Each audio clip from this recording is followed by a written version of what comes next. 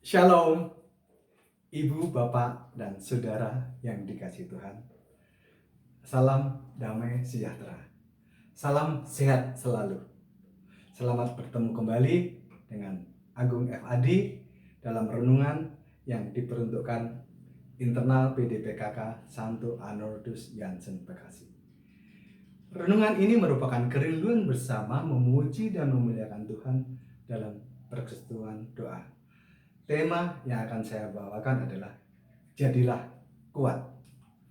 Dan mari kita awali dengan doa. Dalam nama Bapa dan Putra dan Roh Kudus. Amin. Bapa di surga, puji dan syukur kami panjatkan kepadamu. Saat ini kami rindu akan firman-Mu. Bukalah hati dan pikiran kami sehingga dapat memahami akan firman-Mu yang akan kami renungkan. Bersabdalah, kami mendengarkan. Amin. Dalam nama Bapa dan Putra dan Roh Kudus. Amin. Jadilah kuat di dalam Kristus Yesus. Kehidupan ini karena dosa dan ego manusia makin hari makin berat. Timbulnya pandemi adalah dosa ekologi kita bersama yang kurang ramah terhadap bumi dan alam ciptaan Tuhan. Berbagai dampak yang terjadi menguji kita. Apakah kita tetap setia dalam Kristus Yesus? Mari kita simak firman Tuhan yang diambil dari 2 Timotius bab 2 ayat 1 sampai dengan 7. Sebab itu, hai anakku, jadilah kuat oleh kasih karunia dalam Kristus Yesus. Apa yang telah engkau dengar daripadaku di depan banyak saksi, percayalah itu kepada orang-orang yang dapat dipercayai, yang juga cakap mengajar orang lain. Ikutlah menderita sebagai seorang prajurit yang baik dari Kristus Yesus. Seorang prajurit yang sedang berjuang tidak memusingkan dirinya dengan soal-soal penghidupannya, supaya dengan demikian ia berkenan kepada komandannya. Seorang olahragawan hanya dapat memperoleh mahkota sebagai juara apabila ia bertanding menurut peraturan olahraga. Seorang petani yang bekerja keras haruslah yang pertama menikmati hasil usahanya. Perhatikanlah apa yang kukatakan. Tuhan akan memberi kepadamu pengertian dalam segala sesuatu. Demikianlah sabda Tuhan. Syukur kepada Allah. Menjalani hidup ini tidak asal mengalir, namun memiliki arah dan tujuan. Sehingga bila hal yang tidak kita inginkan terjadi, kita tetap fokus, tidak bingung dan lemah.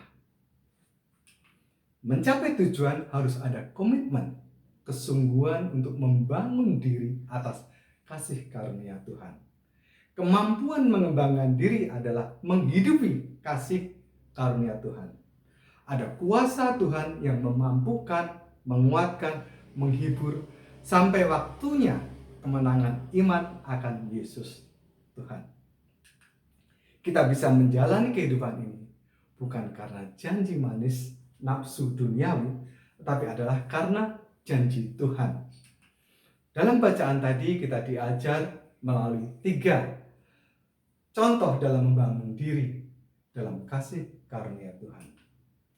Seorang prajurit harus memiliki jiwa kesatria, pantang menyerah, dan yang terpenting adalah siap perintah untuk menggapai kemenangan.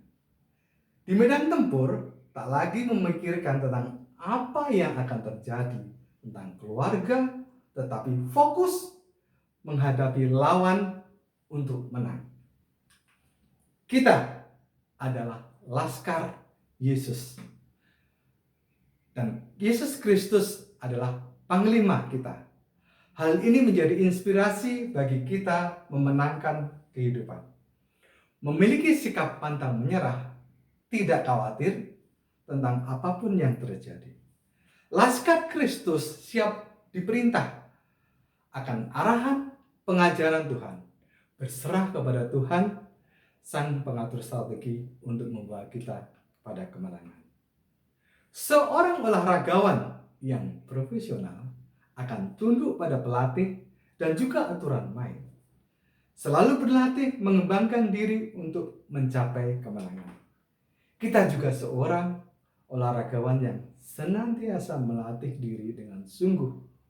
Yesus Kristus adalah pelatih sekaligus wasit yang adil. Kita memberanikan diri untuk dilatih, diajar oleh Tuhan dalam kehidupan ini. Tuhan memiliki strategi dan teknik yang terbaik untuk menggapai kemenangan. Tak perlu kita mencari jalan pintas, sebab Dia wasit hakim yang adil. Marilah kita melatih diri setia akan didikan Tuhan. Seorang petani adalah pekerja keras sekaligus penyabar akan panen melimpah. Yang dilakukan adalah bekerja sebaik mungkin dan Tuhan memberkati pertumbuhannya. Dalam setiap usaha dan perjuangan kita harus sabar dalam pengharapan kepada Yesus. Kita mengerjakan bagian kita dan biarkan Tuhan melaksanakan pekerjaannya. Kita tidak dapat intervensi akan hasil akhir yang Tuhan mau. Kita hanya perlu setia akan firman Tuhan. Rahasia hidup kuat di dalam Yesus Kristus digambarkan oleh Rasul Paulus seperti seorang prajurit, olahragawan, dan petani. Kalau kita melewati pengalaman seperti mereka, maka kita akan memiliki hikmat, pengertian segala sesuatu dalam Yesus Kristus. Sebab itu, mari kita relakan diri kita dipersiapkan oleh Tuhan, sehingga kita selalu siap dalam hidup ini. Firman Tuhan meneguhkan kita ketika setia akan pengajaran dan didikannya. Kita akan kuat, sebab kita tahu bahwa Tuhan turut serta dalam hidup ini. Khususnya dalam situasi pandemi saat ini, sungguh mampu merubah hubungan sosial, politik, ekonomi, dan cara salaman sampai tata ibadah pun sekejap berubah. Merayakan misa dengan cara yang belum pernah kita bayangkan sebelumnya. Tak hanya itu, virus corona juga membidani virus-virus baru yang menyerang sisi kemanusiaan kita. Dari kepanikan, kita menjadi semakin paranoid, takut yang berlebihan, hingga menerima sesama juga enggan. Solidaritas dan gereja sebagai persekutuan umat Allah pun turut diuji. Ketakutan yang berlebihan juga membuat tak berdaya. Di mana belum lama ini saya mendengar saudara dari teman saya, dia merasa dia ketakutan yang sangat berlebihan terhadap corona. Dia akhirnya meninggal bukan karena virus corona, tetapi dia meninggal di dalam kecemasan dan stres yang sangat berlebihan. Kekhawatiran dia takut terkena. Tak disangka bahwa keadaan saat ini sangat berpengaruh terhadap perekonomian, pemotongan gaji, bahkan PHK. Saya juga rasakan dalam usaha warung saya yang mengalami penurunan drastis. Karena daya beli masyarakat sekitar juga menurun. Pendapatan turun drastis. Tapi sampai sekarang saya masih percaya Tuhan pasti punya rencana yang indah. Dan mohon doanya agar saya tetap di dalam iman. Setiap membuka pintu usaha saya selalu mengundang Tuhan lewat nyanyian. Berhembuslah Roh Kudus di tempat ini. Berhembuslah Roh Kudus dengan kuasa-Mu, dan seterusnya. Karena saya percaya ketika Roh Kudus hadir, apapun yang terjadi itu adalah sesuai dengan rencana, dan itu yang terbaik bagi kami. Dalam situasi apapun, khususnya saat ini, Mari kita datang kepadanya yang memampukan kita sekalian menjadi kuat melalui berbagai persoalan kehidupan itu. Saat kita merasa gundah, begitu banyak beban, ketika lelah karena banyak tekanan, seringkali kita menjadi ragu. Bagaimana kita bisa? Sedangkan kegalauan menyelimuti diri. Mari kita jalani kehidupan ini bukan dengan pikiran dan perasaan, melainkan iman, kasih, dan pengharapan. Pikiran dan perasaan kita mudah tergoda dan penuh keraguan dalam situasi duniawi. Suka dan duka silih berganti. Namun, mari kita tidak bergantung dengan kekuatan diri, tapi percaya penuh akan kekuatan Yesus Kristus yang menyertai. Sehingga kita dimampukan jauh lebih dalam percaya akan rencananya dan janjinya yang indah bagi kita. Beriman pada Allah empunya dunia ini. Putus asa itu menghancurkan. Namun dengan usaha membuat kita bergerak ke depan. Doa senantiasa kita deraskan untuk memberi kekuatan. Mari kita berserah kepada Yesus, sang sumber kekuatan, penghiburan, dan pengharapan. Seringkali kita bertanya, kenapa keadaan ini terjadi? Mari kita datang kepada Yesus, dialah sang jawaban. Mari kita imani akan kuasanya yang begitu besar, beriman akan rencananya yang selalu terbaik dan indah. Beriman bahwa Yesus menyertai.